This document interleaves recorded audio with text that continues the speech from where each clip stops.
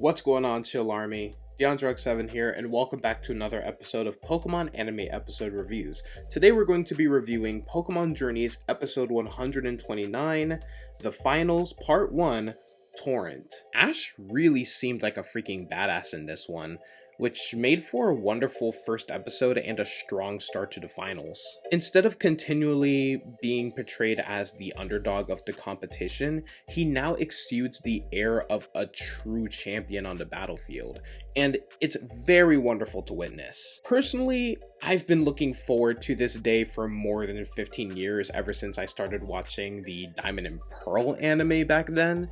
He is currently the second strongest trainer in the world, thus it's high time he gets the attention he merits. It was amazing to hear the supporters clapping for him as he entered the stadium. Since the Pokemon battles are one of my favorite aspects of the show, if you've watched any of my reviews, you know how harshly I criticize them. So what do I make of the battle? I believe that things are going well so far. Clearly Inteleon was the star of the show. The Secret Agent Pokemon was a threat with its dual-wielding Snipe Shots and Aqua Jet counter shield. It even packed Dark Pulse to deal with bothersome ghosts like Gengar. Sincerely, I wish Inteleon had been the sole subject of the episode's battle segment from beginning to end. I enjoy Cinderace appearing and showcasing Libero, but I also believe it was unnecessary. The entire send Pokemon out only to promptly recall it concept doesn't really appeal to me.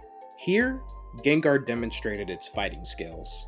It demonstrated its strength in Gigantamax form after a lackluster performance against Cynthia and a lukewarm performance against Steven.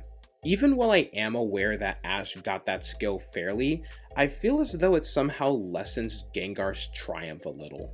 The fact that Max Ooze now shoots geysers after use is also new. The previous two times it was used, it never did so. But since it demonstrates how formidable Leon's Pokemon are, I'm kind of cool with Ash needing to Gigantamax to defeat Inteleon. If Gengar hadn't transformed, Inteleon would have easily defeated him. Mr. Rime was an incredibly charming touch. Its setting up Psychic Terrain was not what I had anticipated. It was also interesting to observe how abilities were used in this battle.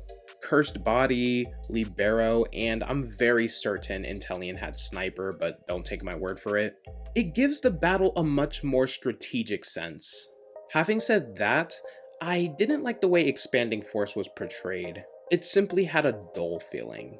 Leon is demonstrating his battling prowess and demonstrating that he gains knowledge from each battle that he witnesses or participates in. Since this is the first episode, there hasn't really been any unpredictable Ash strategies yet.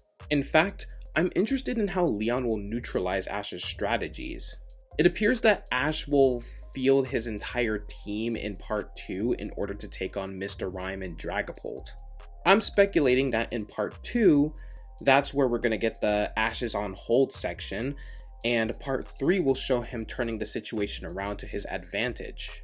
I believe he'll defeat Dragapult and Mr. Rime in Part 2, but he'll also lose two of his own Pokemon, leaving us at a 3-on-3 situation for Part 3. If Ash is going to win, I do believe his 3 gimmicks will be the deciding factor. Other Pokemon fans have said that they think it's a bit unfair, but I have to disagree. Ash honestly earned his gimmicks. In fact, the entire restriction against using more than one gimmick is unfair to me because it reduces the potential of a tournament to determine the best of the best. I see employing all the tricks you've learned as being equivalent to traversing the world to acquire ridiculously powerful Pokemon. Tobias, Steven, and Cynthia all went and obtained Darkrai, Metagross, and Garchomp respectively. Hell, not even Iris from the Masters 8 had a gimmick. Was it unjust for the regulations to permit Cynthia to use Mega Garchomp while Iris had nothing? Think of it this way. It's not my fault that some noob trainer shows up with a Ledyba to fight my Reshiram. Why can't you utilize gimmicks if you've mastered them all? Leon is aware of this and wants to give Ash his best effort. This episode of Pokemon Journeys receives a 9 out of 10. But that is going to conclude today's video. I really hope you all enjoyed. Thank you all so much for watching. If you guys enjoyed, don't forget to accidentally click that like button.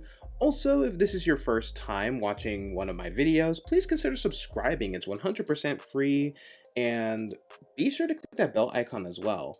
Also, please check out all of my other videos. I make tons of Pokemon content on here. But until then, I love you all, and I'll see you guys on the next video. Only good, Chill Army.